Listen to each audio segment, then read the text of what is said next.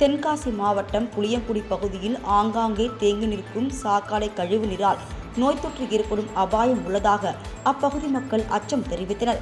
தென்காசி மாவட்டம் கடையநல்லூர் அடுத்துள்ள புளியங்குடி பகுதியில் ஆங்காங்கே ஒவ்வொரு பகுதியிலும் சாக்கடை கழிவுநீர் முறையாக வெளியில் செல்ல முடியாத நிலை ஏற்பட்டுள்ளது.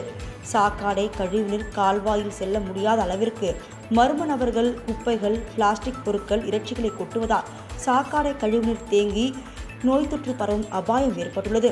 இதேபோல் புளியங்குடி பகுதியில் உள்ள பழைய மார்க்கெட் பகுதியிலும் கழிவுநீர் ஆங்காங்கே தேங்கி நிற்கிறது.